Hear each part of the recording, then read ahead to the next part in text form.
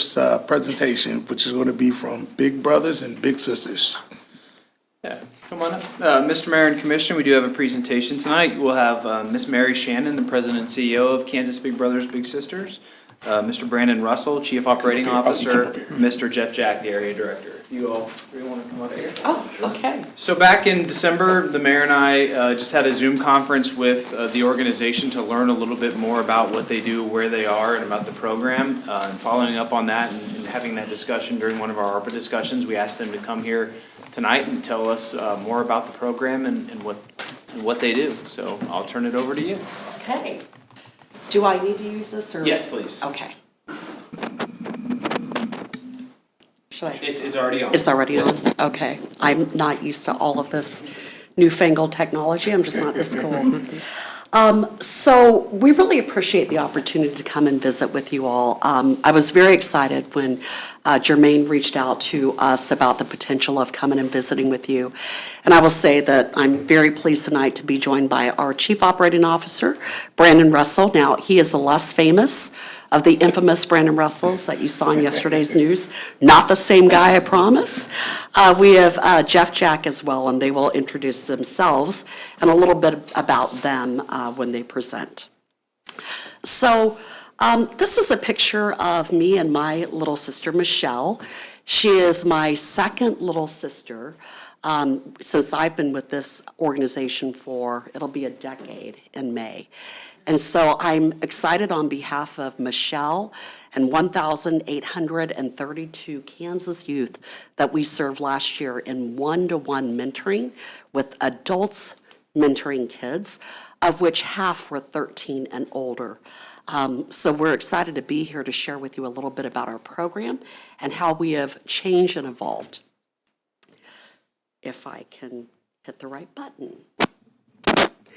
So before we talk about who we are, I want to get into a little bit of who we once were. And I won't spend a ton of time in this, although I'm very glad to answer questions.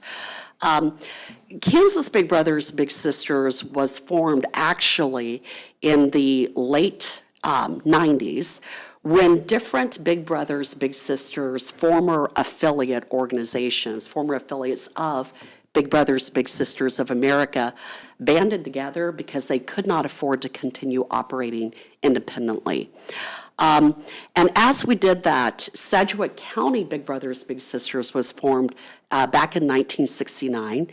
And at the time, they grew very quickly because they had a lot of governmental grant funding. And Big Brothers Big Sisters of Sedgwick County, whenever a county would say, hey, listen, we want you to come serve in our community, they'd say, hip, hip, hooray, that's great, let's go. And as long as there was governmental funding available for that, of which the feds constituted a huge portion of that funding, followed secondly by the state, they would go and they would serve, right? However, I will say that in that chase for numbers over quality, a lot was lost. We were primarily, throughout the state, 60%. If you go back over a decade ago, 60% of the mentors that we had statewide were high schoolers serving as mentors. Now, that is certainly not to take away from some of those high schoolers who served as mentors who really did a spectacular job. But independent research conducted by Harris Interactive said the outcomes are simply not there. High schoolers themselves, in fact, really need some mentors, right? We also were very disjointed with inconsistent programs throughout the state. So you would have one county where maybe a case manager that we call a match support specialist was doing programs entirely differently and oftentimes not in the one-to-one frame, which is our mission. As an organization, then what happened is really post that 2008, as government funding almost really deteriorated overnight. I mean, we lost 1.4 million within 1 year, right? All of the communities like Leavenworth, we once had a program here that had 3.5 full-time staff serving less than 40 kids. Think about that. Like, that is not a business model that is sustainable, was primarily done so by federal dollars and without any kind of control over whether we receive those dollars or not. Additionally, I will tell you that for us, An average caseload for us is actually 50 youth per case manager, and we'll talk a little bit about case management in a minute. So to have 3.5 staff really was not great in that there was honestly some waste there, right? As a nonprofit, we owe it to our donors, whether that be city partners, whether that be corporations or businesses or individual gifters, to be lean, to be mean, to be efficient, and to be effective in reaching our mission. We were tremendously overstaffed and inefficient, and that did not exist just within Leavenworth, that really existed throughout the state. By the way, I may mention that I'm a pretty direct and open and transparent person. That's okay. So I'm just going to claim all of the things, all of the mistakes from the past, and I'm going to say we use those really to learn from them. The other thing that was really interesting is that we used to say, again, as a part of that numbers game, we'll serve any kid. So we would go into a community like up in Northeast Kansas with a population of less than 10,000 and say, hey, we're serving 500 kids here, and Mayor, you should enroll your kids in our program because they just need to be a part. And then it would turn out that all of these quote-unquote youth that we were serving were not being served in one-to-one mentorship. So they would maybe get together once a week after school, and you'd have a few high schoolers who would play a game with them. That is not one-to-one mentorship. So we stopped, and we said, look, we have a cash flow problem. We have a program problem because our outcomes did not exist in any kind of way that reflected how much money we were pouring into this program. You would not run your city that way. You would not run your businesses that way. And again, we owe more to our constituents than to do it that poorly. So we took a step back and we said, all right, first of all, how do we stop mission drift and get back to who we are? This organization was founded nearly 130 years ago in New York, in the city of New York. And it was founded by a former judge and a law clerk who during those days saw that there were young men who were lost. And they wound up appearing before the magistrate, and they were doing awful things like, stealing food because they had no adults in their lives. And that is the root of how Big Brothers at that point came into existence. So we took a look and we said, look, there are organizations out there that do primary youth development really, really well. What is primary youth development? It's after school programs. It is a safe place to be, right? Typically, they learn a lot about peer-to-peer interaction in primary youth development. And we said, why are we trying to be all things to all people? That is not who we need to be when there are others who do that. So we said we are no longer going to do primary youth development. The one thing I want you to remember about primary youth, actually two things, is primary youth mixes all youth together, and it's actually quite awesome. I love our primary youth development partners. But you'll have a kid that comes from a household making $15,000 in total combined income, and you'll have youth there whose families are making $100,000 in combined household income, right? It's all things for all kids, and we celebrate them, we thank them, and we partner with them. But it is not who we are as an organization. So we said, forget primary. There are others who are doing it and doing it well.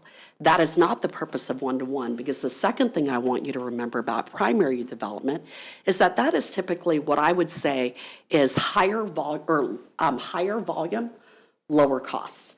You can hire a college student at, $15 an hour. It's probably actually less than that, to come in and to oversee a group of 15 kids for an hour and a half after school, right? That is not the same as our program. Secondary youth development is where we began. And what that simply means is that these are kids who have multiple factors of adversity. Now, what do I mean by that? There's an internationally recognized score that is called the Adverse Childhood Experiences Score.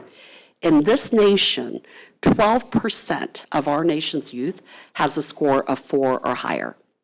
We actually celebrate that at Kansas Big Brothers Big Sisters, the average ACEs score of the youth we intake is 5. It's 5. And we do that very purposefully because our cost for our program, frankly, is a higher cost because we are 100% case management and I'll get to that in just a minute. But typically, we're a little lower volume. Now, I would have people like Jeff Jack who go, well, actually, in our communities, we're kind of kicking butt when it comes to the number of youth we're serving. And I say, thank you to our local area directors for making that happen, and quite frankly, their community leadership councils, which Jeff will speak about. The third area in which we serve is tertiary youth development. On any given year, 13 to 16% of the youth we serve fall into this category. What does that mean? There are youth that made a dumb mistake. They may have gotten caught underage drinking at a party that was busted. They may have smoked pot and gotten caught. And you know what? I have a message for all of you. Their lives are not lost. Their lives are not lost. And so we have further interventions with them in partnerships that we create within the communities. We do not need to be the be-all, end-all, because quite typically there are all sorts of organizations that we can partner and work with to really help provide wraparound services. So that is our tertiary youth development. High-level tertiary is an area that we do not serve, and so I want you to think about extreme violent or sex offender youth. We do not serve those, just not because they are a lost cause, but because we would not have the first clue. That is not our area of expertise, and trust me when I say we have plenty of youth to serve in the secondary and tertiary youth development. So there's that. So how did we streamline our processes? Well, first of all, we started taking a look and saying, who are we going to serve? How are we going to serve them? And again, we are one-to-one, one adult or one adult couple or one family matched with one youth. Again, these are kids that really need that one-to-one engagement. And we do that within the first year. Just to give you an idea of a new match, we take 6 hours of our case manager's time to do an intake process on the youth and family. It's on average 6 hours to intake a volunteer, not of the volunteer's time, but of all of the processing that has to be done by our case managers. Then every single month for the first year, the youth, the big or the mentor, as well as the parent or guardian has a one-to-one contact with our case manager. That is critical for safety, for quality, and for outcomes. Now, there may be some sitting in this room that say, well, a background check, just run a background check, right? What about the safety issue? Background check will catch it, fingerprinting will catch it. And what I mean to tell you is that statistically, 95% of child sexual predators pass a background check because they simply have not been caught yet. Our case managers, who are all college educated, are very gifted and trained at looking for safety, for quality, and for outcomes. So if you could put yourself in the shoes of a parent in our program, the number thing you want for your children is first, do no harm. And that case manager, we call them match support specialists, because case manager or social worker sounds very scary to a lot of the kids we serve. Are that first line of defense of safety, quality, and outcomes. Then we actually shifted our entire model. It used to be that, gosh, in every community in which we existed, didn't matter how small or how large, they had people who were performing what we now call a shared service model. So where our headquarters is located out of Wichita, we have finance experts, HR experts, IT experts, marketing, program training, compliance, grant writers, and all of our administration that work out of that location, but are oftentimes in the very communities like Jeff serves, right?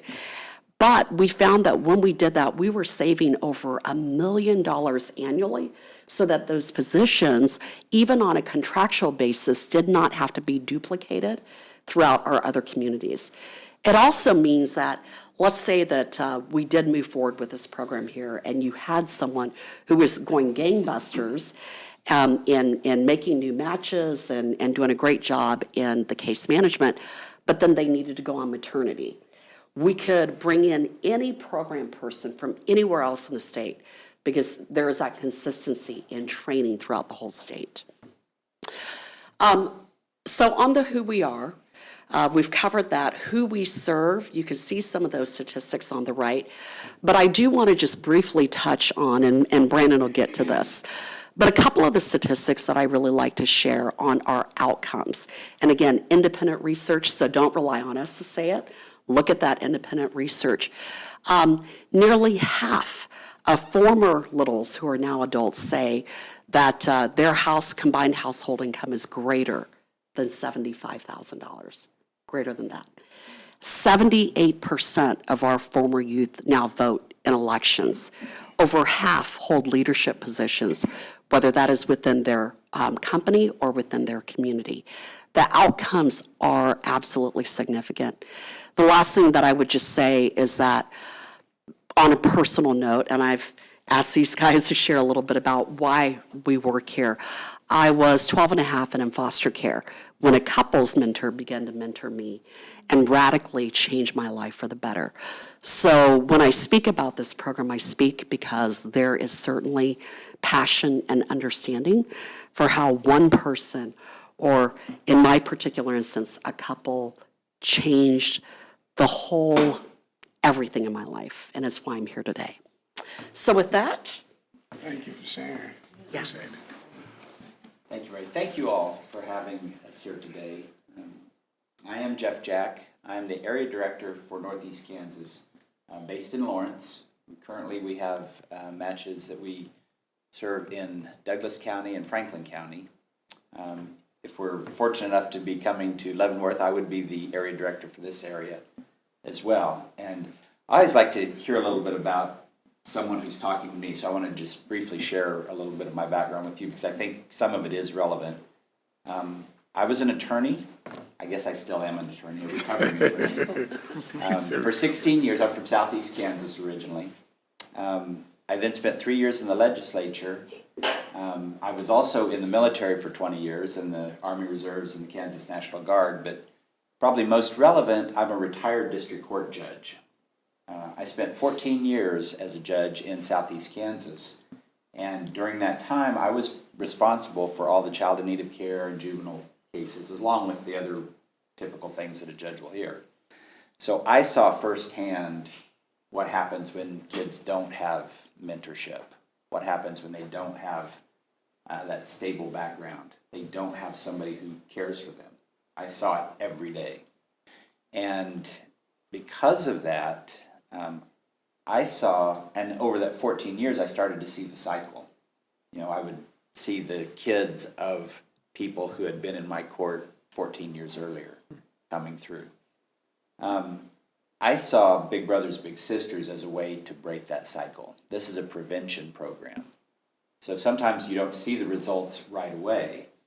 The results might come 10 years down the road, 20 years down the road. I actually met a former little a couple of weeks ago who was a little 30 years ago.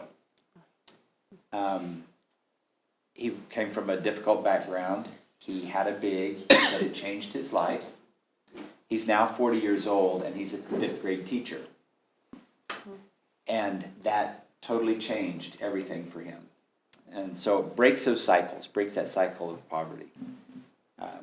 Poverty of opportunity, poverty of money, poverty of expectations. So that's why I got involved with Big Brothers Big Sisters. I was fortunate growing up. I had 2 parents. I had a stable family. I didn't have the high ACEs score myself, but I saw what the result is when kids don't have that kind of support. So I was on a local community leadership council down in Southeast Kansas for 14 years. During that time, I was also a big brother myself. I've had 3 littles of my own that I've seen from approximately 5th grade up until they graduated from high school. And the last one that I had should be graduating next year. So you see that progress, but it's long-term progress. It's not day-to-day. I mentioned that I was on the local community leadership council because, as Mary was describing how Big Brothers Big Sisters used to be, I was on the local council when it was like that. And there was some skepticism when we changed because people were afraid well, we're gonna lose the local control over this program. The truth is, we really didn't have any control over the program to start with. The money was coming from other places. The cost, because you are trying to do the IT and the human resources and all that, it doesn't work very well. So I learned over time, and I've learned even more having gone to work for Big Brothers Big Sisters, that you get the economies of scale with shared services that you don't have if all these areas are independent. You have the added professionalism, and you have that support. If I have a question, we have a difficult situation come up, I know that I can call Wichita, the headquarters, share that information. We're not on an island out here by ourselves. So as an area director, that's really important to me to have that background. So I retired from the bench a little over 3 years ago and went to work for Big Brothers Big Sisters because I believed so much in this program. Now, if or when we're fortunate enough to come to Leavenworth, how would we do it? And that's what I'd like to talk to you about, is how would we actually implement this?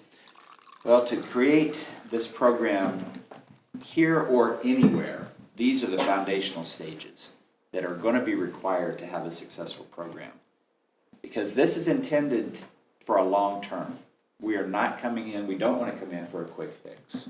We're not going to promise you that we can come in and just flip a switch and everything's going to work great. So you have to do the hard work of building a program. First step is establish an active CLC, and I'm going to talk about each of these in a little bit more detail. Step 2 is to build a relationship with your school system. Step 3 is to recruit and enroll big volunteers. And then finally, we start really getting into making the matches. So, what do I mean by a CLC? That's a Community Leadership Council. That is the local support. And that is crucial to the success of a Big Brothers Big Sisters program, because it's the community's program. It's not our program. It is owned by the community. 6 to 8 members is really a minimum, in my opinion. If you don't have that many people, you really don't have the community support if you can't get them. And the key to that is that they have to be active members. We're not looking for people to just put something on their resume that, well, I was on the board of Big Brothers Big Sisters. We need people who really believe in this program and want to go out and help us make this happen. What does a CLC member do? Well, they help us with recruitment, they help with fundraising, and they also open doors into the community. I've only been to Leavenworth myself a few times. I came into Lawrence as the area director. I'd gone to law school there, but I hadn't lived there for years and years and years. So having an active CLC makes those introductions, builds those relationships that you have to have. So what do you do after you get that CLC established? Well, then you work with the schools. It can't just be from the bottom up. You can't just have the teachers that want to do this, and it can't just be from the top down. It can't just be the administration imposing this. It really has to permeate the entire school system. Everybody has to support this to make it work. You need buy-in from the administrators, from the teachers, from the school counselors, social workers, and from the parents. Once they understand the value of mentorship for their kids, and that's understood in the school, we can do great things together. So then you've got the buy-in from the schools. That's we start talking about recruitment and enrollment of bigs, because you have to have volunteers to serve these kids. You don't want to just have a whole bunch of kids sign up and then wait. You get excited about being matched with a mentor. And I'll tell you, as an adult, sometimes we don't realize how exciting that is for a kid to be told that you're going to have a big brother or a big sister who you're going to go do things with, that's going to talk to you, be there for you. It is amazing to see those kids and how excited they are to be matched. And so we don't want a whole bunch of kids waiting around. So we've got to hit the ground running with recruiting. Sometimes it's hard to see the cost of that. We kind of think of that as a hidden cost because it's hard to quantify recruiting. You know, it's kind of like sales. You know, you're out there, you're making those calls, you're trying to get people involved. But we're in the relationship business. And so really what it is building relationships in the community, and we rely on the CLC members to help us do that. You know, I could go out and just get a phone book and start going down to businesses in town and calling them up and saying, hey, can I come talk to you about our program? And you're not going to get very much results. But if I've got a CLC member who maybe sold a car to this guy, you know, has a business, or their kids went to school together, or they go to church together, and he says, hey, I'm involved with this program, would you mind talking to this guy? He says he's from Lawrence, he wants to come in here and talk to you about presenting this for our kids. A lot better success. So it's really important to have that CLC support. So we've got the CLC built, we've got the schools on board, we've got the support in the community of recruiting. It's time to start establishing matches. The timing of doing that, how you do that, is critical. You have to have all those steps in place. Whether you walked in here today with $500,000 and said, we want to put this program into place, or if you have zero, you still are going to have to go through those steps to have a long-term successful program. Our philosophy has always been that funding will follow program growth. If we're out there making matches and the community sees that, they're going to want to support us with donations, and we'll have events and things, but we've got to have those matches. If we just came in with our current staff that we have in Lawrence, an estimate, and this is just a rough estimate because it's hard to know for sure, we would probably, to have a goal of 10 new matches here, probably need about $25,000 a year to do that, because we estimate it takes about $15,000 to $19,000 per match. If you recall, 1,900. I'm sorry, 1,900. Yeah, I was like- I'm sorry. Thank you. As you recall, Kim, Mary was about fell out of That's the platinum. yeah, that's a really good one. wow. As you recall, What are they doing? Mary was talking about all the match support. And if you think about a caseload of 50, and that match support specialist is talking to the parent, they're talking to the big, and they're talking to the little once a month, every month, that's 150 contacts that that one person's going to have. That's just match support for those new matches. That doesn't talk about all the time in recruiting, fundraising, administrative, all the other things that a match support specialist has to do. So that's when Mary says that we are a little more expensive, but we are intensive, that's what we're doing. It's that case managed support that people get. So that's an estimate of what we think it would cost, $1,900 per match. If we were to be able to just walk in and ideally say, we're going to hire somebody here locally to do this, well, first we would have to train someone. So there's going to be a little bit of a time lag there. But that also then gives us a chance to get a CLC built, to make those contacts with the schools, to get in and start doing that recruiting, start building the name awareness in the community so that people know we're here. Probably 60 is probably the low end on that, but 60, 70,000 maybe. As again, that's an estimate of what it would be if you were able to just hire somebody to come in and do this full time. We think that we would primarily be site-based matches at first, and Mary didn't really talk about this, but we really have two types of programs. We have site-based, which is when it's usually at a school or an after-school or before-school program, where the volunteer, the big, comes in and meets with their little once a week. Maybe they have lunch at school. Maybe they come help them with some reading or some homework or something. I've done that with my littles when I started off as site-based. That's where you need that school support to help you do that. Probably would start with that because those then often lead into community-based matches. And community-based is kind of a traditional, what people think of as Big Brothers, Big Sisters, where the big and the little can get together, they go to the park and have a catch, or they go to the grocery store and do shopping, or they, I taught one of my littles how to swim, or I taught him how to play baseball. He'd never thrown a ball or caught a ball. And I took him out and taught him how to do that. took him to a ball game, go to a movie, those kind of things. That's community-based. And a lot of times the site-based matches will lead into that. Having said that, if we did come here and you had 20 bigs who said, we want to do community-based, you're going to have community-based quickly, Oh, yeah. right? I mean, so, yeah. Yeah, if we've got that kind of support, and that's why I say that the timing is important. If you've got people who are ready to jump in, He's one. I know that. Yeah. He already volunteered. yeah, very good. I will let you know, and I was sharing this with the mayor before we started. Since January 1st, we have already, in Lawrence, we've already gotten 3 requests from parents in Leavenworth County to have their kids enrolled in our program. And that's before we've even come here. And so we've there's- said nothing to no one, so, yeah. That's just natural. People want to have something like this for their kids. Mm-hmm. So the more support we have, the more volunteers we have, the sooner we can reach those steps. So thank you for your time, and I'm also happy to Yeah. answer questions.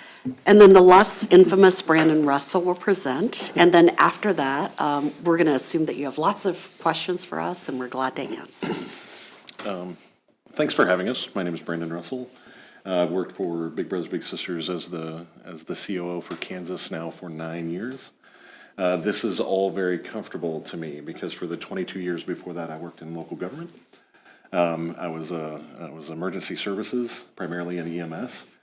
So I am tickled to death that tonight I get to land my pitch and just walk out. That'll be new for me, and that's fun. So. Yeah, I didn't mention I was an assistant city attorney for a lot of those years too, so I've sat through a few of these. Anyway, I did have a very long career, and it was in emergency services, and that is directly related to why I now work for Big Brothers Big Sisters, because as Mary mentioned, we're not here to serve just all the kids, right? The average ACEs score of 5. These kids are going through some tough stuff, right? And that was me before. I knew all these kids before, but I was handling them after they'd overdosed, or after they'd been shot, or after they'd been beaten, or whatever that was. And I was at the point in my life, it was time to get in front of that. I was done with being reactive to that and get proactive to try to solve that problem. And so that's why I'm here. And it is a pleasure to be able to serve those same kids from a completely different perspective. So for my part, I've just got a few things for you to reinforce for you that this isn't just we aren't just coming in to say, and we take on the cuff kids and we do good.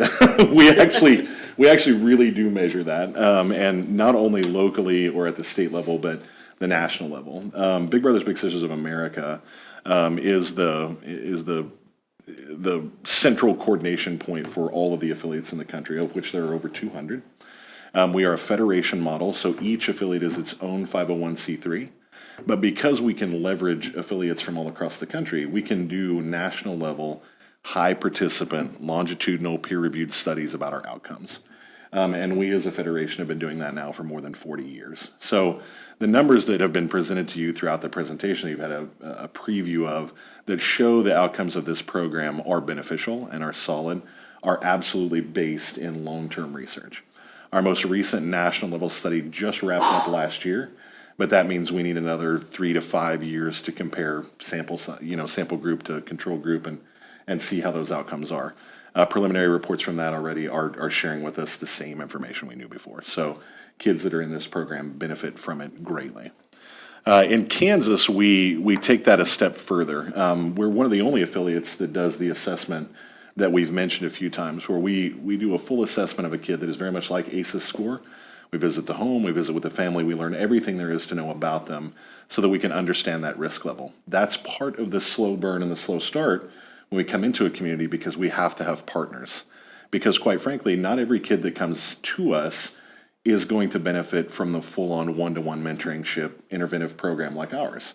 And so it's sometimes best to find them either services at the primary level, like Mary talked about earlier, through partner nonprofits or other agencies in the area, or if it's tertiary level, kids, that's not necessarily kids with violent crimes or things, but kids maybe that have a more severe level of autism than we're able to serve through our volunteers. Our goal is that after we've been in a community for a while, no kid that ever reach out to us is left with nothing. If we can't serve them, we want to refer them or get them the support that they need in some other way.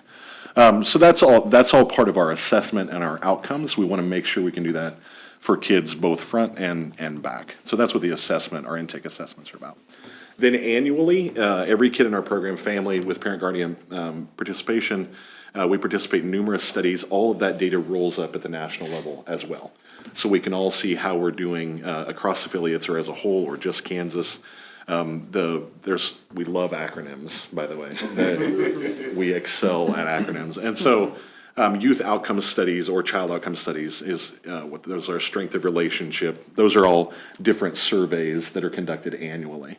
All the time, our case managers will be on site with the family to do those in person. And so we can make sure that we're doing the best we can to get the best survey data possible. If there's anyone in here that is a survey or data geek, you can point now and say, oh, you're just getting that information from them. That's true. Much of our data is self-reported by the participants in our program. That is not a weakness. It's actually really scary. And so when we talk about the levels of abuse, be it emotional, physical, sexual abuse that happens to our kids, the amount of drug use or addiction that's present in the home, whatever factor you want to hear about, that we then say, well, these kids have an average ACEs score of 5, which means it's pretty severe. Remember, there's an element of that that's self-reported. So take all of those numbers times about 1.5, and we're getting to the truth of the matter. And so the depth of the challenges within the families that we serve can be frightening, but that's exactly why we're here, and that's exactly what we do. And we know from all those years of studies that our model can work to help with that. The last one we put up there is that we're not just analytical with the program overall. We have fun with the kids in our program too. And it's not just about hanging out with your mentor. The way that I love to explain that is that kids who are in those situations, having a mentor is allowing them to see their tomorrow today. This is the first time they have dinner at a dining room table. It's the first time they get to go fishing. It's the first time they get to go hiking. And they begin to realize that they can be more and they can see more than just the home they're in or the neighborhood they're in or whatever that is. And it's a profound, life-changing experience for them, which is why we like to brag about it. But along for the ride, every kid every year does their WHOOP.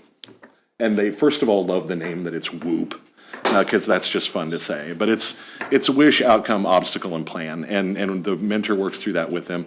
What is your wish? What's something that you would like to have better? And believe it or not, kids' wishes are amazing. And these aren't, I want to be an astronaut. It's, I want to be able to talk in class and not be scared. I want to be able to talk to my teacher and not be scared, right? And so we can absolutely make that outcome happen for them and just face head on through that mentor, whatever the obstacle is. And that can be as simple as just social anxiety, or they don't have friends, or they're scared of the way they say their S's. But we'll help them every step of the way, right? And that's what a WHOOP is. So we focus a lot on what is warm and feely about it. We don't get as fully transparent about how scary it can be, but every step of the way, we're gathering data because we want to assure that we are absolutely serving these kids correctly. We slow burn it. We come into the community like that because the hard truth about that is that if we come in and provide matches for kids and then that doesn't get community support and we have to leave again, for these kids, adults coming into their life and promising them something and then leaving is their normal. And we will absolutely never do that to one of these kids. So we'll take however much time it takes to get it right for the kids in Leavenworth, to make sure that we're here and that we stay and that we become the mentors and adults that are there for them throughout their childhood. I too welcome your questions. Man, I just want to say thank you all for your presentation. Man, we believe in investing in our youth, empowering our youth, and creating opportunities for our youth. And I truly believe this is a great opportunity that's being presented before us. And at this time, I want to open it up to the commission to ask questions. Yeah, I have some questions. What is the ages that you serve? The classic ages that we serve is 5 to 18. Okay. I will go ahead and share with you the sneak preview because we like giving sneak previews that we have figured out actually through exhaustive study that 18-year-olds are not quite ready to take on the world, believe it or not. And so we'll be piloting a program, the first in the country this fall, that is more of a coaches, mentees kind of a program for kids that is more focused on career readiness or school readiness, where we're enrolling youth ages 18 to 25. Okay. And right now, even before we pilot that, we actually do an extension. So if you're 18 years old, but you were enrolled in our program prior to the age of 18, we will serve you through the age of 25, as long as the youth and the mentor agrees. So, but we're really excited about this pilot. Yeah, that's Surprise, And Jeff. and I have something, I have a surprise. Jeff didn't hear about that until tomorrow. And I have a surprise for you, because I just happened to be talking with one of our match support specialists today about our longest match in Douglas County. They've been matched for over 10 years. It's, I think, about 12 years now. But we're gonna have to close the match, because the little is now 22 years old and has become a teacher. So, talk about a success story. You know, she is. We she- accept that We closure. will close those Yes. matches. Right, It's a right. successful closure. They will be friends for the rest of their lives. Right. The Yeah. match will be closed. We won't be serving them that way, but they have now built that relationship that will last them forever. It is interesting because really all state services for youth ends at age 18 or upon high school graduation.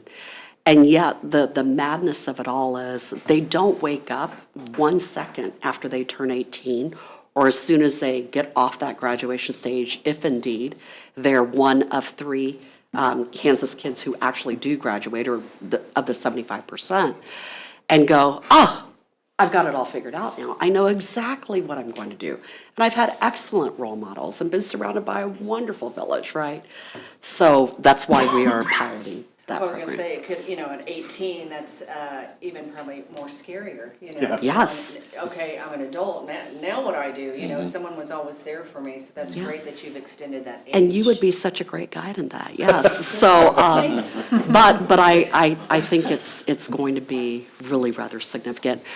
For Kansas Big Brothers Big Sisters, we have a separate vision statement, just because we're really cool like that as Kansans from the rest of the country. And our vision statement is that all youth we serve have a living wage job by age 25.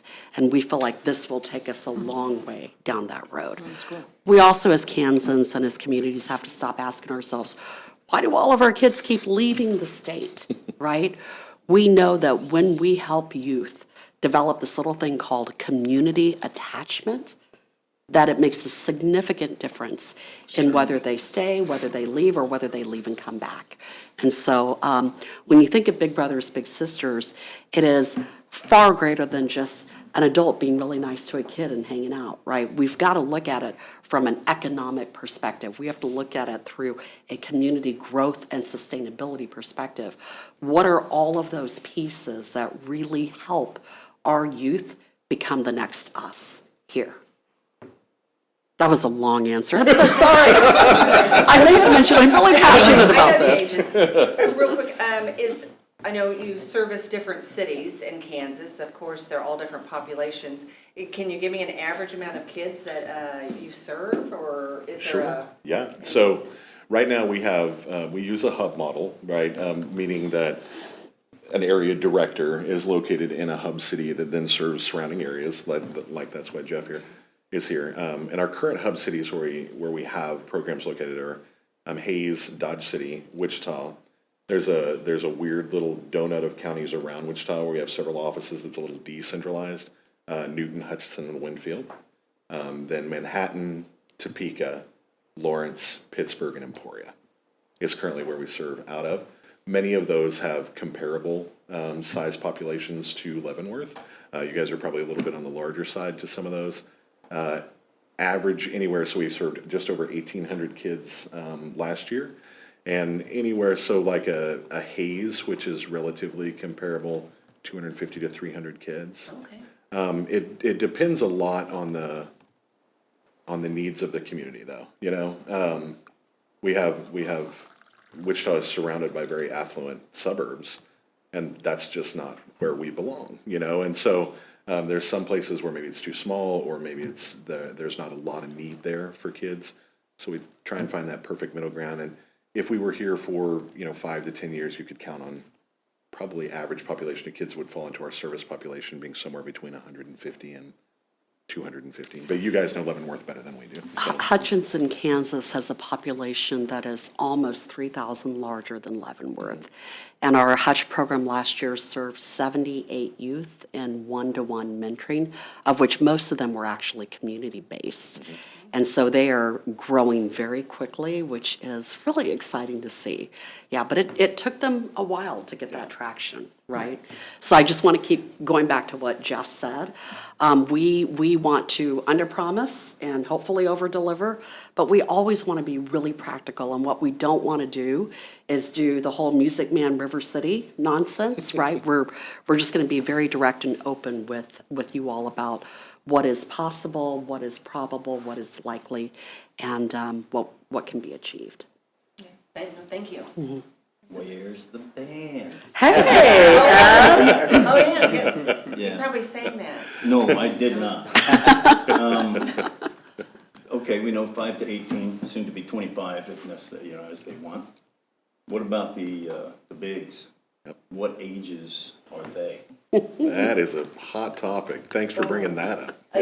My Jeff's getting a question- full preview of the area director meeting tomorrow before he's actually going to. You know how we made it a really There's another long thing meeting? we're talking about.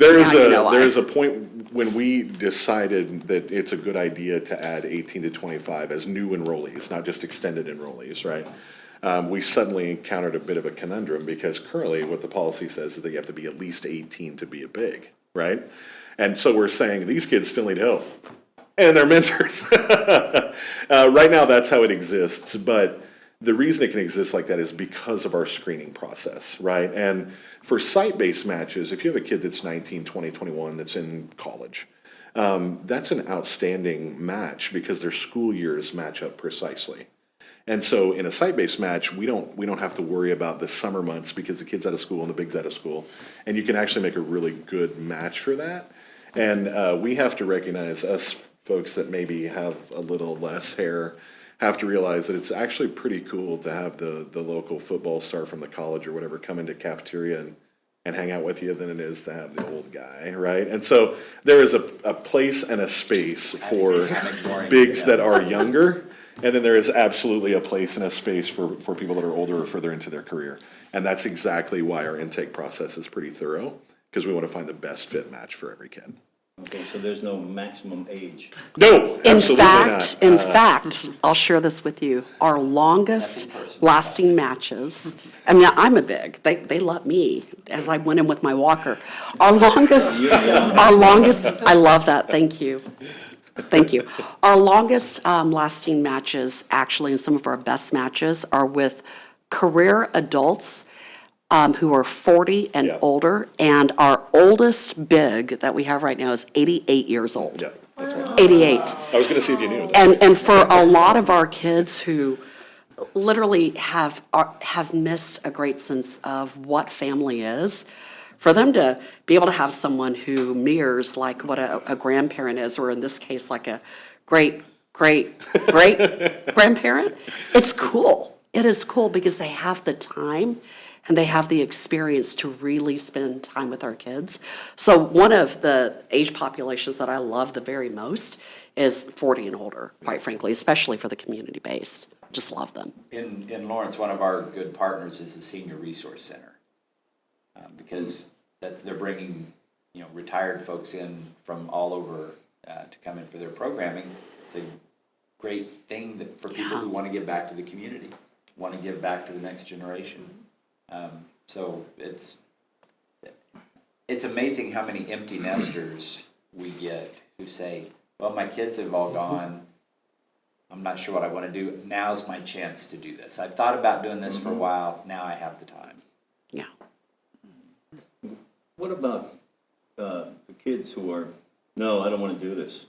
They're very resistant to it. Then they won't. Yeah. We Okay, need you the swing kids to them out. buy in. There's no forcing. Yeah, there's no. And forcing so it has to be with the youth's permission and the parents' permission and then the approval within our intake. Because if a kid is resistant, what's the point, right? I mean, I have a 26 and 27-year-old kids, and They have a mind of their own. Now, what's interesting is that we have seen in the past where there are kids who are resistant, and then they have a friend who gets matched, and they hear about it, or they witness it, and they go, oh, well, okay, yeah, I'm interested in getting matched. Yeah. And there's some kids that are like very shy, withdrawn. They're not actually resistant, they just are not used to dealing with. Or they're unsure, yeah. Yeah. And that might take a little longer, but our match support specialists are trained and they're patient. And, but again, if the kid doesn't want the match, it's a relationship, and you don't force somebody into a relationship. And that's why I mean, the program is the basis, right? But you don't sell the youth on the program, you sell them on the relationship. In a world before COVID, there was all the technology, then COVID happened and there was so much isolation. Our youth today are struggling more so than ever before with so much isolation and being withdrawn.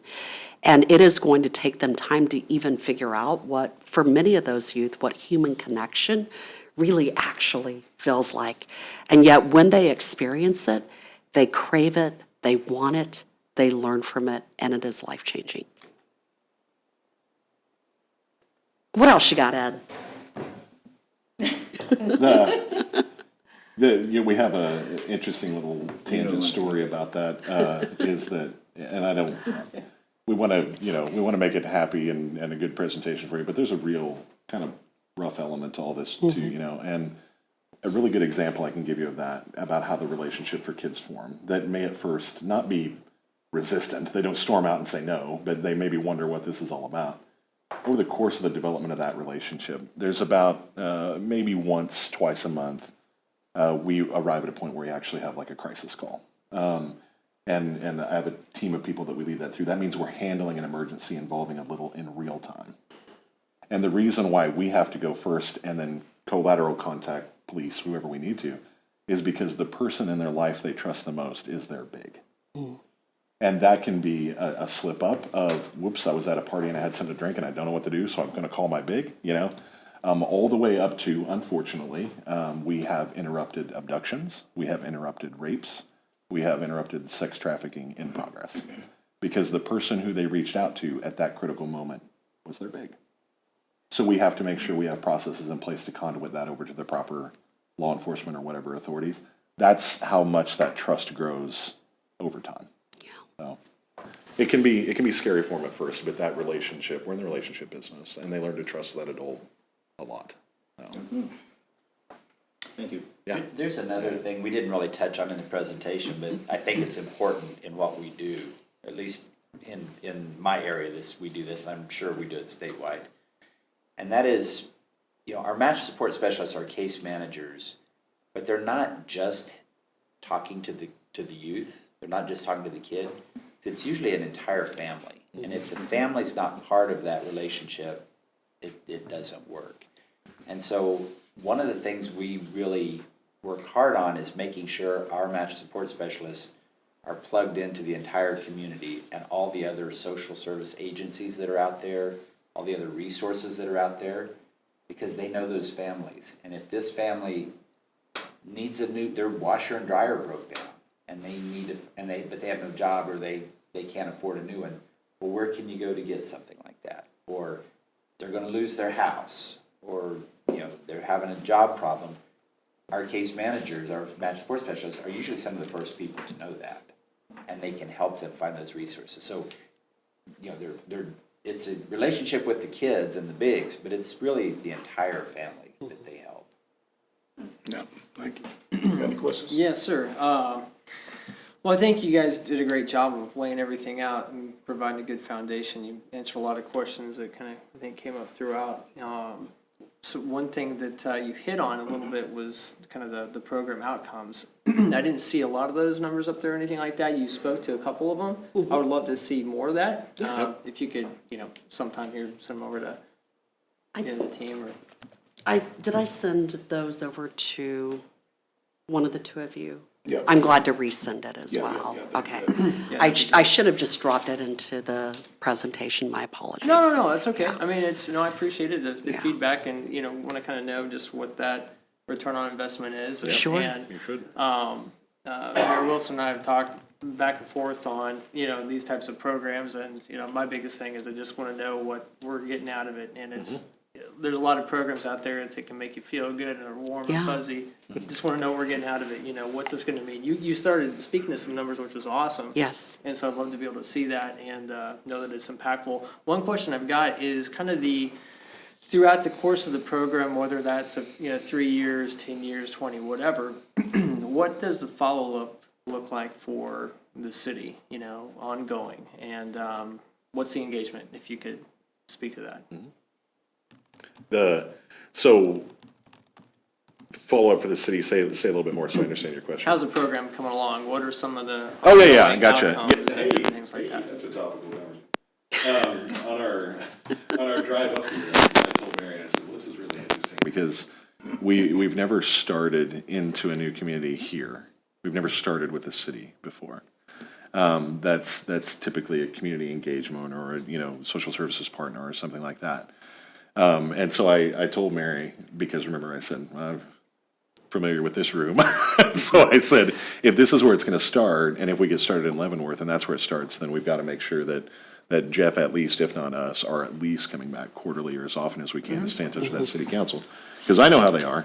And when's the next election? So I was already going all the way down every road, that I could think of, because we've just never started with a municipal government before. It's exciting, it's fun. But we absolutely will be here to share with you those updates when or how often you want us to. We are very accustomed, quite frankly, based upon grant funding, whether that be private, whether it be UW, United Way, acronym, or federal, to providing updates, whether that's monthly, whether it's quarterly, annually. So I think the question is, how often would you all like that? And would you like it in person? Would you like it in report format? Would you like both? I mean, Jeff is really easy to work with. I know the way. And he knows the way, for sure, I so, hear you.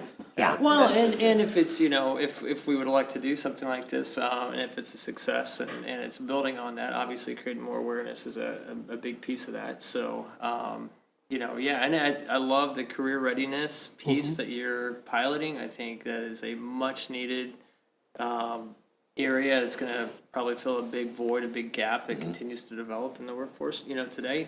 So that's kind of cool for you guys Yeah. also. But yeah, that's really my biggest thing. If we can get some other more outcomes piece, Yep.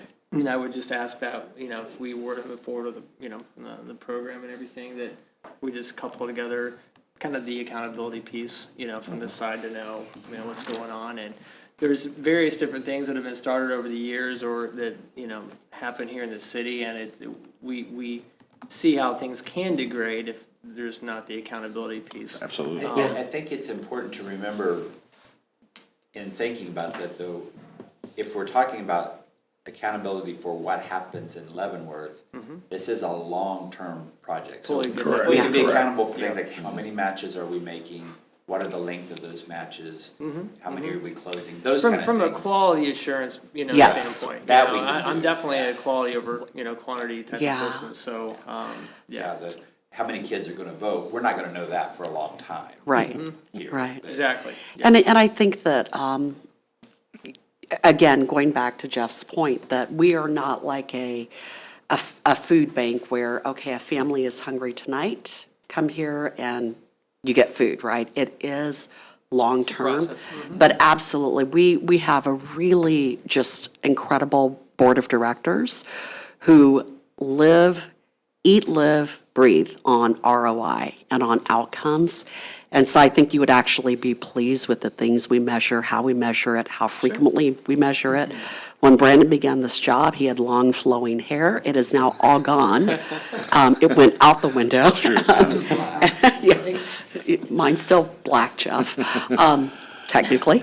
But anyway, so, we have a really fantastic board of directors that is made up of business-minded people who insist on those things. And we would expect nothing less of ourselves than that accountability and reporting. Absolutely. Our long-term goal for career readiness and that kind of thing is for people to know our outcomes, know our programs, build in internships, job readiness things, and so that we can get to the point someday in 5, 8, 10 years where there's signs parked out in front that say we hire littles because they know the outcome of our programs is great. So Yeah. partner up 10 years from now, we can have one of those parked in front of City Hall. You guys will get some great new people into all your departments, right? We actually, Mention nothing gained, yeah, you never know. we actually last year piloted in Q4. I don't know why we pilot everything in Q4. We piloted a life skills guide. It began as a curriculum, but everyone said that word might scare bigs. But the essence of it, so we changed it to guide, is that every quarter we focus on a particular topic because our teachers are overwhelmed with so many other issues that the things that we learned in school have gone by the wayside, right? There's just not enough time, not enough teacher bodies. And so being able to do that. So the focus this quarter is on healthy habits. And so for the continuum, that could really fit in any age group all the way through age 25. Bigs receive that quarterly information. They hang it on their fridge or their file cabinet, what have you. And it's conversation starters to say, this is our topic for the quarter. So when you're having that burger with your little, or you go to that school to visit with your little, what are your conversation starters? And then we build match activities around it as staff, involving community partners. So if in one quarter it's on financial literacy, we're going to say, all right, what bank in town would be really great to come in and put together a fun activity to really teach financial literacy? So much so that someday, to Brandon's point, we hope that it means something when someone says, I graduated from the Big Brothers Big Sisters program. You're getting someone as an employee who has soft skills, who knows to show up for work on time or call in if they can't make it, who knows how to look you in the eye when they're talking to you as an employer, who knows the importance of customer service, all of those pieces. Man, just want to say thank you all for this presentation. Thank you for taking time out of your day, traveling from Wichita to come and present to the commission. And we'll follow up with staff, and we'll be in contact, and we'll make sure everyone get those outcome numbers as well. So thank you all. Appreciate it. Have a good one. Really appreciate it. guys. Thank you. Safe travels. Do you want to take 5, let the next group set up? Yes. Next item on the agenda, project update, 4th Street K7 between Choctaw and Seneca presentation. Turn this over to our Public Works Director, Brian Faust. Thank you, Mayor and Commissioners. This evening, our design consultant, BHC, is here to provide an update on the 4th Street project between Choctaw and Seneca and to answer any questions that you may have. The design of the improvements are virtually complete. Final check plans were submitted to KDOT and the city for review. Comments were provided back, and our design consultant is in the process of incorporating those updates into the plans. The project was initially scheduled to bid this March, but has been pushed back to June. The main reasons for pushing it back to June are to ensure we have time to acquire the rights of way that we need, and also for utility relocations, which if you're out on 4th Street, you can see that they're doing that right now, and to incorporate changes in the plans based on subsurface work that is required. While landscaping is not included with this phase of the project, the plan is to incorporate landscaping under a separate contract once the road work is complete. This evening's presentation from BHC includes updated cost estimates that includes both storm and sanitary sewer replacements that were not included in the original scope of the project, an overview of the improvements, some of the project challenges that we have, and an updated schedule based on our June letting. Presenting tonight is David Smalling from BHC. All right, thanks, Brian. As you can see on the screen up there, the original length of this project was just 2 blocks from Choctaw to Delaware, and that was authorized by KDOT in September of 2020. So that project grew to 4 blocks. So basically from Choctaw to Seneca, and we're going to actually go in a little bit south of Choctaw and a little bit north of Seneca to basically fully capture all 5 of those intersections. And so this 4-block length was scoped in November of 2021. And so it was originally focused on just the street and sidewalk and it didn't really account for any replacing of the underground infrastructure. So what infrastructure was added? Okay, just for the storm sewer, you had about 2,400 feet of storm sewer from pipes that range 18 to 66 inches, and then also 44 storm structures. That's a curb inlet, juncture box, basically to handle all those pipes. In addition to that, you've got sanitary structures as well that are right next to there. And you can kind of, this next slide, you'll be able to see the relationship of those storm and sanitary and the existing. But we got about 1,400 feet of sanitary pipe and 11 sanitary manholes. Also added to this project are going to be new traffic signals that will have radar detection. So if you're waiting on the side street, it's right now I believe they're all on timers. So you're going to wait X amount of seconds, no matter what. It's just on a cycle. This, if you're waiting on the side street, they'll say, okay, there's nobody else coming. You're here. You can go, and then we'll let the traffic for 4th Street go through again. It's also going to have some interconnect. That just means that those 3 traffic signals there are going to talk to each other. So you don't go 300 feet and then stop, and then go 300 feet and stop again. They're going to know on 4th Street to kind of let you to go through. Also, if there's an emergency situation, that those vehicles can get through there more quickly. Also added some we're going to do some things with the street lighting as well as streetscaping. So to kind of further expand on the storm sewer, so what was there now and why are we messing with it? You can see the existing storm main line it's an arch culvert, which just means it kind of has an arch shape, but it's made of brick and mortar. So you think of, old-timey stuff where they just put together some brick and slapped on some mortar. That's kind of how it is around the perimeter of that arch structure. So if you're trying to go in there to remove existing pipe connections or put new pipe connections in, you run the risk of just having that whole thing just kind of collapse in around there as you make those connections. And it's an aging infrastructure. So you wouldn't want to spend a lot of money and put it on a nice new roadway and sidewalk on top of that and later have to come back and rip it up, especially considering how deep it is. It's about 20 feet deep, and you can build a trench fairly deep, but it's not entirely safe. When you actually excavate all that out of there, it's going to get fairly wide. So you kind of only do that once as you have the road detour around. Now is a great time to do that. And as you can see on there, if you look really closely, the existing arch culvert is directly above the sanitary sewer. In fact, there's some locations where one of the sanitary manholes came off, and it's directly beneath there. So if you're going to change out the storm sewer, doing the sanitary sewer at the same time makes a lot of sense. And actually, what we're going to do, what we're proposing, as you can see there, there's kind of an O-ring there. That's the proposed storm sewer. It's about 60 to 66 inches, so that's 5 to 5.5 feet in diameter. And then off to the right there, you can see we're going to separate the proposed sanitary sewer. So we'll have 2 separate access points and be better served that way. So for the traffic signals, kind of like I explained earlier, it's to kind of help improve traffic flow for the main line and the side streets, and as well as the side streets and pedestrian and vehicular traffic. The street lights, you're going to have better illumination throughout the downtown area, but still maintain some decorative qualities there that you see along Delaware. And then obviously the streetscaping, it's basically just to enhance the aesthetic appeal to downtown. And so if you take a look here, talking about some of the different features, the traffic signal and street line, you can kind of see some ideas of what we're planning down there. The image on the left, the tall skinny one there, that's what's at Delaware right now at the intersections.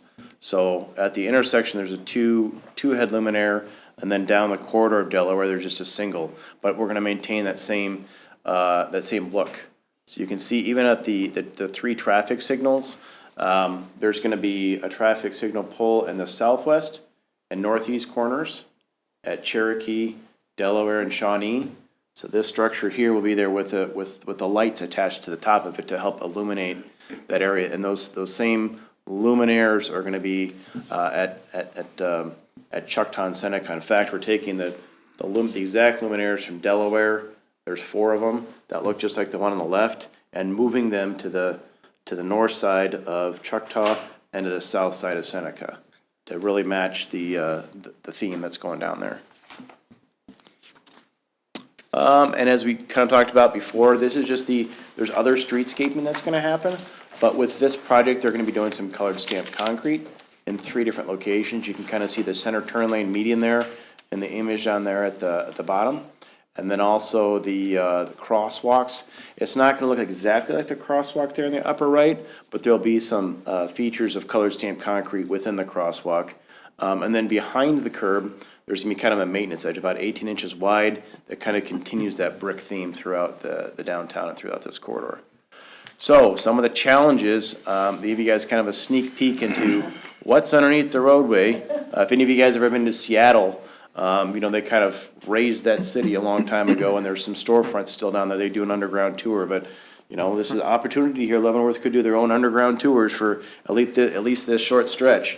They actually do have a storefront here and a walkway. So the picture on the right is in the northwest quadrant of 4th and Delaware. And you can see there's at least about 80 to 90 feet of walkway there. On the left of that picture is the actual building face. And then it's about a 4-foot walkway in between there. And then on the right, it almost kind of looks like that's maybe where another store was, because off to the right there, that's gonna be underneath the roadway. So the challenge here is, all right, we've got utilities on the top of that are connected to the metal decking. Directly above that metal decking is the sidewalk. So if you're gonna replace the sidewalk, you've got that metal decking, you've got utilities attached to it. So coordinating with utilities to get them to relocate. And then also, again, I mentioned to the right of that picture is the roadway. You're also gonna be removing your storm and sanitary and have a pretty good size hole there. So trying to maintain that wall and have it stay in place is gonna be kind of a challenge. So we've got some structural engineers taking a look at that to see. It's been done before. In fact, underneath, this is looking north-south. If that person would turn around and walk towards us and then turn to their right, they would go underneath Delaware. So on the north side of Delaware, just west of 4th Street, they redid an area just like this. So it's been done before, but it is kind of a challenge with the utilities and things like that. So that's one of the challenges. And then other locations, there's some coal chutes that are much smaller example. This may be about a 5 by 10 area that a smaller version of the metal decking and things will help cover that up and keep that in place. But on top of that, we're gonna have some proposed sidewalk ramps. So the image there on the left is the northwest quadrant of 4th and Shawnee. You can see they have steps going in, or a step going into their building. So we're proposing a ramp at that location to make it flush. So anybody going to their building, they're basically getting I wouldn't say free, but they're gonna get an ADA ramp that goes into their building at both of those locations. I believe the one on the left is Beltone. So they may have folks that, may have some mobility issues trying to get in and out of their building. So they're gonna actually put a ramp, we'll put a ramp there so it'll be flush with this going into that building. And then also directly above this one here, we may be putting in a ramp as well at the northwest corner of 4th and Delaware. There's some pretty big steps going into that building as well. Lastly, the right-of-way and easements. There are 5 locations where we're gonna need to acquire right-of-way. They're pretty minimal areas, they're not big, they're just basically little wedges. Because a lot of times at the intersections, you have the right-of-way coming to a corner, but you need a little bit of room of kind of a diagonal to get some width for people to turn the corner and go one direction. There's also a drainage easement and also some temporary construction easements along the way, just 5-foot temporary construction easements. So just trying to get those right-of-way and easements written, and then getting them to a land acquisition agent and talking to the folks. The one thing I'll add on this, one of the things that we experienced, I used to be a city speaker, and we did Kansas Avenue between 6th and 10th. And one of the things that happened when we reconstructed that road, we ended up having a lot of water issues in the basements of all the buildings along that route. of the things we challenged David with is when we're done with the project, as you can see, coal chutes, underground storefronts. We disturb the street, we disturb the sidewalk. We want to make sure when we're done that we're not introducing a lot of water into these foundations of the structure. So that's one of the challenges that they've had to work with right off from the start, is making sure when we're done with the project, we haven't created conditions that are worse than they currently have. There's a couple more slides here. You can kind of see the cost. The original construction cost for the 2 blocks was just under $1 million. And there was a funding from KDOT totaling $1 million that was given to that 2-block project. Well, the project is now expanded to 4 blocks, and it's really just kind of a 2 times estimate really from what the original scope was, where again, it was just mostly sidewalks, pavement, and kind of your basic, the top of your roadway. So the current costs are around $4.2 million. That doesn't include inspection or landscaping. So the inspection is about 11% of that, so about $468,000.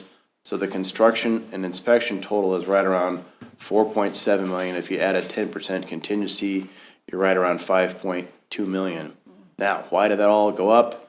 There's supply chain issues now and higher inflation rates, and obviously the storm and sanitary increased that quite a bit to the tune of about, I want to say the storm was about $1.5 to $2 million of that, and then sanitary was about $750,000, somewhere around there, in addition to all that. So going from those numbers to where we are now, the storm and sanitary infrastructure improvements to replace the aging infrastructure in it there was significant, but it's a lot better to do it now than try to rip up a brand new road and put it in later if you have issues. And again, the landscaping easement, which is not included in there, is noted there about $768,000. And I think we talked about in January of last year some of those improvements that are going to be made for the landscape easements, or landscape and streetscaping. So what's the schedule look like? We're addressing addressing some comments from KDOT right now, getting those incorporated into the plans. Their plan set, submitted them in March. It's really, we're basically 95% done with the plans. There's just some things that they see they want us to modify. Utilities must be relocated by early May. And then again, the final letting plan set, that's the kind of the final set that would go to KDOT in early May also. We do a public meeting more to kind of give people kind of an update of what's going on so they get a real feel for what this project is going to look like. And then advertise the project to contractors in mid to late May. And then about a month from that time in June, determine who the winning contractor is. And then the city council come back here and say, hey, this is the apparent low bidder, and have the city approve that contractor in probably August. And so from August to the 2024 start construction date or time, it's going to give us some time to catch up with some of those supply chain issues, to order and receive the traffic signal and pedestrian poles and equipment. A lot of times those can have as much as an 11-month lead time from when you order them. So to be able to order those and then receive those and then get those during construction in a timely manner, your construction schedule is going to fall in place much better having ordered those early. Same thing with the storm structures and the sanitary sewer structures, and reviewing shop drawings along the way. And city of Leavenworth it's an older city. It's the first city in Kansas, so having some of those last minute utility locations could be important to get some of those things out of the way so the construction flows smoothly. How long does it says start construction 2024? How long would it take? I think some of that is going to be driven by when they can get their materials and what the contractor, when they want to do things. I mean, if the contractor deems they want to get going in February, they think they're going to get favorable weather, or it's whenever they feel comfortable. And it also depends on KDOT, and depending on how much time they want to give that contractor. A lot of times they'll have an early start date, a late start date, and so you have so many days to complete the project. That's kind of what drives that. But KDOT's been good working with us, and so we can kind of help dictate some of those numbers with them. They do have some constraints on what they can and can't do, but, that's, We feel confident it'll be done in 2024. Okay, Yeah. that's, Right. yeah, an estimate, yeah. I did put an end construction down there, but yeah. Just another question on these underground walkways. Mm-hmm. I mean, there's quite a few under 4th Street, isn't there? I know So- there's one. Yeah, so that was part of the thing that we wanted to do, was to help identify where those locations are. So we have reached out to all of the property owners along the corridor, and the city and the BHC staff have visited a lot of those sites just to kind of see what's underneath there. So on our plans, we've noted, hey, there's a coal chute here, there's one location, there's a staircase that goes up to the roadway, and they have a void space directly underneath the sidewalk. So having that metal decking and knowing what we're gonna do to put in place to do that. So we feel that we've identified those locations to help for a smooth construction. Would you fill them in, or just, no, just make sure they're stable and secure with what's above? And we've talked to building owners, and they ask, is this something you want to keep? Is this something that you're good with going away? And like in this particular instance, the building owner would like to keep this. You also run the thing, you say it's going to go away, right now it's a void. Tagging a bunch of dirt in there, you put additional stress on the foundation of the structure. And so, personally, I think it's good just to leave those Leave it open. alone. Yeah. Paul, can you speak more to the funding? Sure. Yep. Yeah. It's a good question. So I want to go back to the original cost of the project of 2 blocks of reconstruction for about $838,000, 4 blocks for about $1.6 million. We knew that wasn't anything underground. That wasn't what the grant was. The grant was road construction. And so we knew that from the beginning that the infrastructure under 4th Street, which handles all the flooding for downtown, sanitary, storm, not just the trunk line down the middle, but the service lines out to the businesses and down the side streets, were probably 100 years old, and in some cases 20 feet deep. And so it wasn't really until we were able to get the ground penetrating radar into the properties, down into the storefronts to see what was under there. And so we started planning internally for that from the beginning, knowing that the roadway costs are pretty much what we anticipated, but the underground issues. So then where does the funding come from, I guess, So there's a number of sources. I don't want to get too far ahead of ourselves. In 2 weeks, we're going to do a presentation on a debt proposal that the city has to transition the way that we borrow money. And so we've looked at debt financing. Nothing that we have in mind to do this would require any kind of additional revenue to the city. So we have federal funds exchange dollars, which are federal transportation dollars. We have stormwater dollars. We have sanitary sewer dollars. We have CIP dollars. Countywide sales tax is growing. And so we do have funding, project funding available to present to the commission a pay-as-you-go for the project, or to pay-as-you-go with a combination of some minimal debt financing for this project. So it's anticipated and something we've been working on. And following our debt presentation, we can give you some options and a staff recommendation. This isn't a project that has gotten out of control because of aesthetic finishes or bells and whistles. This is strictly infrastructure in the Everything ground. underneath. And I think what we also figured out, and he mentioned it here, is it's so deep that when we make these lateral repairs, if something collapses, it's 20 feet down in the middle of 4th Street. And so the only way to then repair that is to dig up the entire project you did. And again, this is the water conveyance system for the entire downtown that takes all those stormwater to 3 Mile Creek. I don't know if that answered your question, but it's something that we've been anticipating on the storm and sanitary side.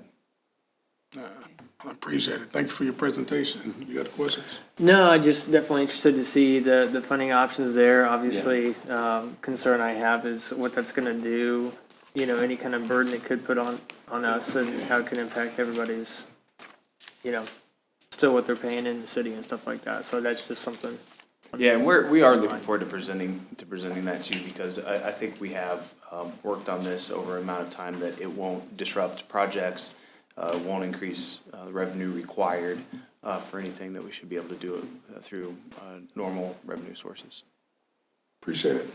And we're gonna get the 5.2 contingency back, right? If we don't spend it. Yeah. Yeah, just, and this really isn't for you or you, I don't think. And the police officer isn't here, the chief.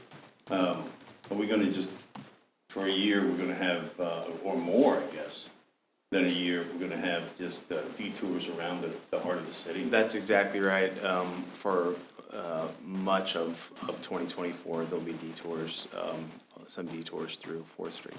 And do the store owners in the district? We've been in most of their basements, so they've been very generous and, we've talked to them. This has had a long lead time also, this project, so I think everybody's aware of the depth and the destruction. And one thing I'll also mention is there's a potential for some economic development funds, maybe some CBB funds for some of the aesthetic improvements, the landscaping. This isn't, Thornton Street was a conveyance system, and so it was really what needed to be done. It's the showpiece of the community, so we don't want to go overboard, but we definitely want, this is the entryway to the downtown, so we're certainly trying to do everything we can to make it look like it should. And we're not looking at closing from Choctaw to Seneca all at once. We're not gonna do that whole 4-block detour. It's we close a segment and get that completed, then we'll go to the next segment. It's kind of the plan. Yeah, thank you for your time. Thank you. Appreciate it.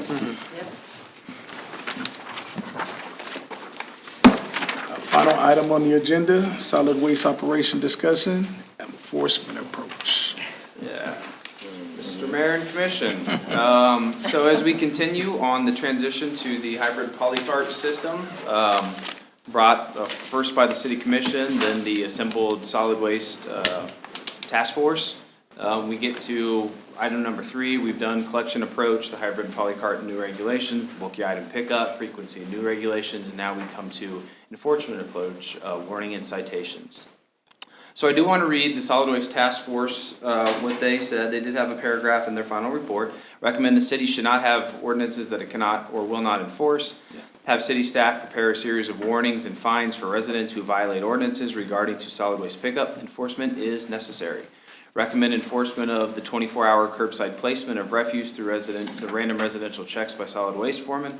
Task Force also recommends the City Commission look at fine mechanisms in order to provide a warning for the first violation and the ability for the solid waste foreman to issue additional warnings for fines for additional occurrences.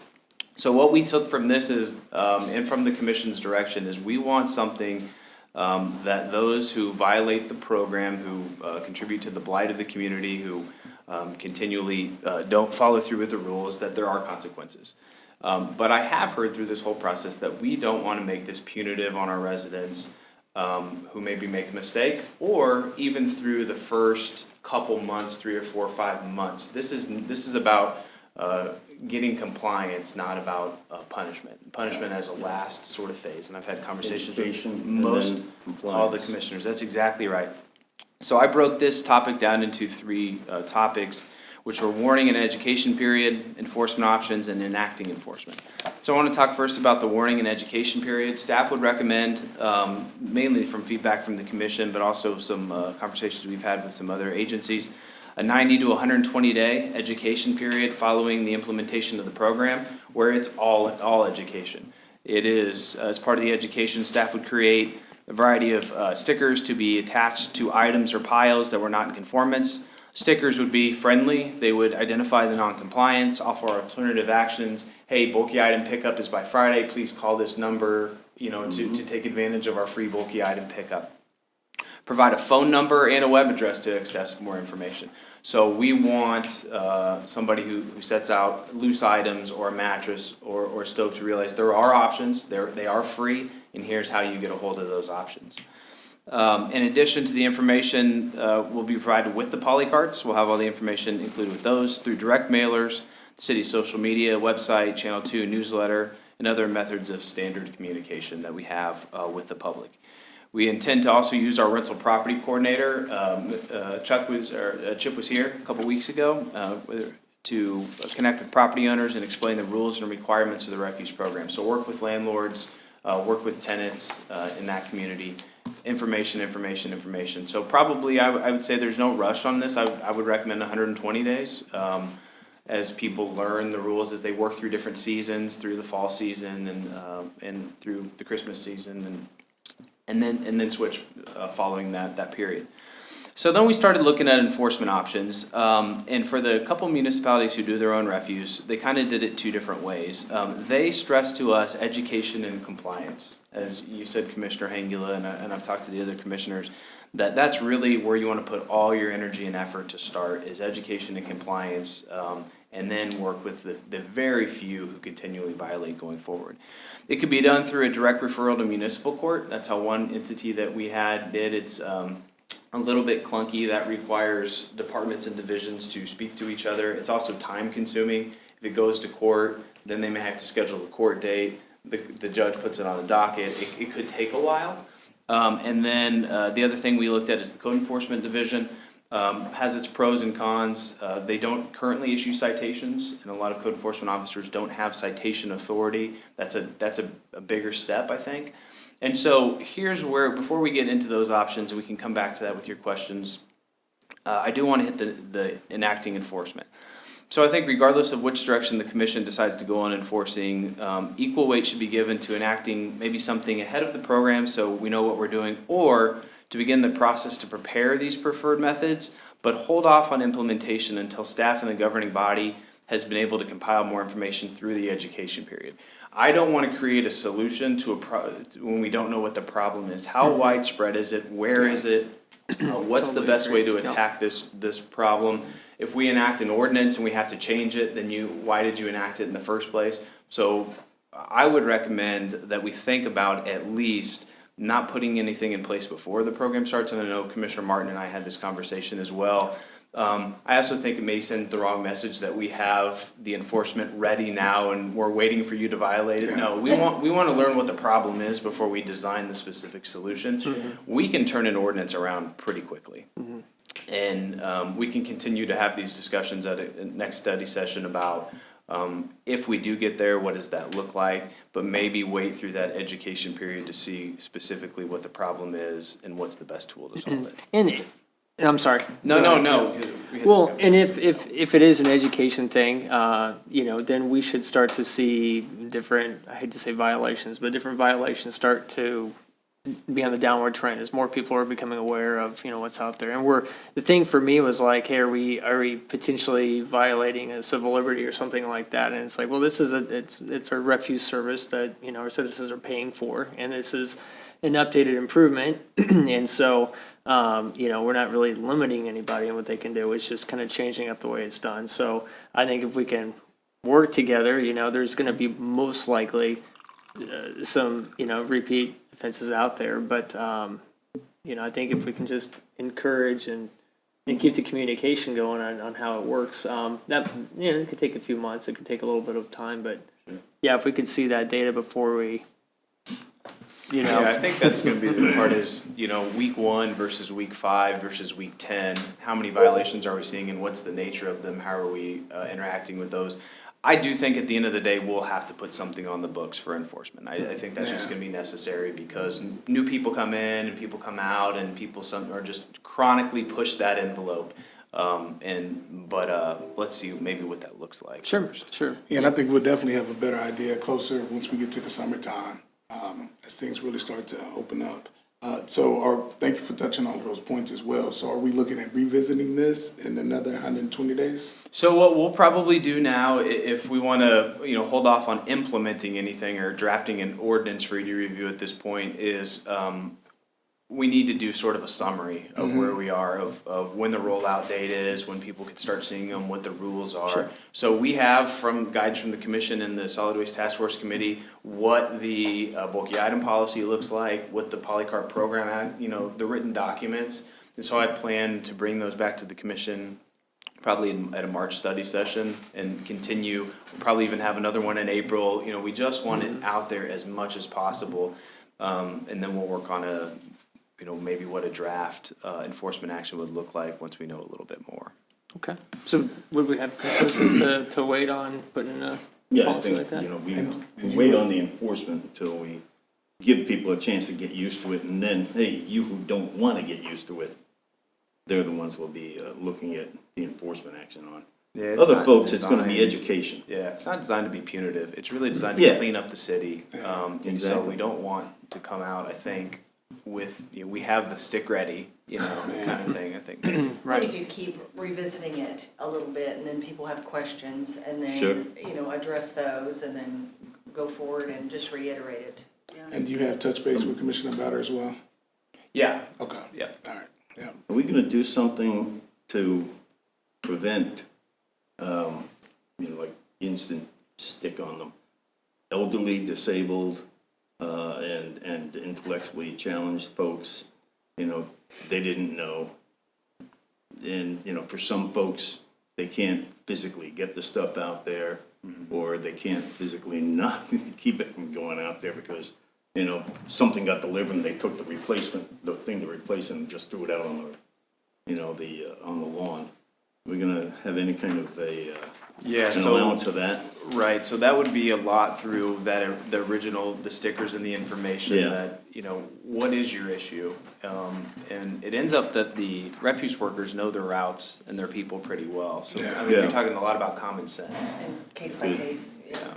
Okay. That's certainly the idea. One of the things I would remind, every way that we give out information to educate people, we have to be very, very aware that there's no contradiction between this sticker, that Yep. fact sheet, there can't be any contradiction at all. Okay. And bottom line, who's responsible, the renter or the landlord For a for a violation? violation? So I'm thinking the one who who committed the violation. So at the end of the day, with like a code violation, it Yeah. goes to the property owner. Now, what we do with a code violation, and we could do this too if we ever got into the fine. So our code enforcement officers, they send it to the registered property owner and the Yeah. address. So both receive it, and then it would be up for the okay. landlord to say, hey, I got this, I know you got it too. Yeah. And that's between those two, the renter and the landlord, to To rectify rectify that. the situation. Yep. Good. So do we have a consensus to revisit this and you have Move the forward with documents the you need? program, Sure. continue the I enforcement, think so. Okay. on great. that, so. How does it look for the public works to arrive? We actually finished the specs here last week. We hope to have it on the street next week with a Oh, wow. March 7th bid opening. It's good. Still looking for a rollout this summer, so. Yay. Cool. Yeah. All right, well, I appreciate that. Well, that concludes our study session. We'll go around the table to see if anyone have any comments before we close out. Start with Paul. I don't. I do. So, Leavenworth County Council on Aging and Kansas State Research and Extension Office invite you to the ribbon cutting and open house at the new location. It's February 15th, 2 to 7, and that's at 711 Marshall Street, Suites 100 and 101. It's the old Cushing building. So, really excited, and if you guys can make it, it's the transformation is really cool. And also, I just want to say, go Chiefs. That's it.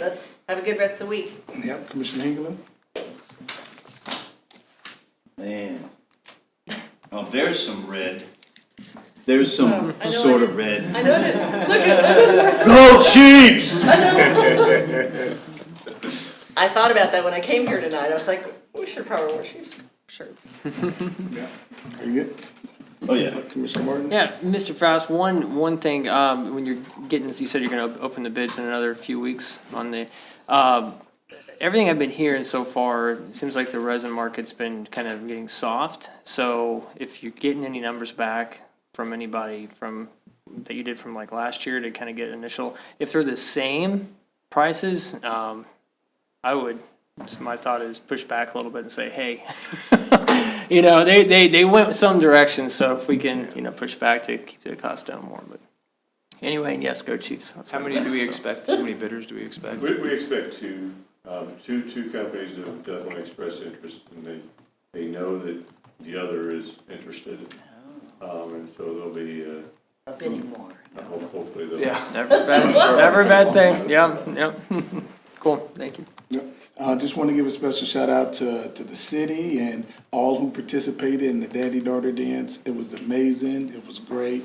To see fathers dance with their daughters is beautiful. Make your heart cry on the inside and tears flow on the outside. It was beautiful overall. And then just really want to say a special prayer for all the students at the Leavenworth High School.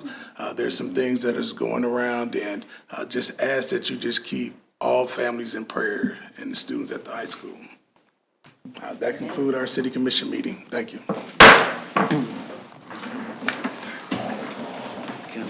Yes.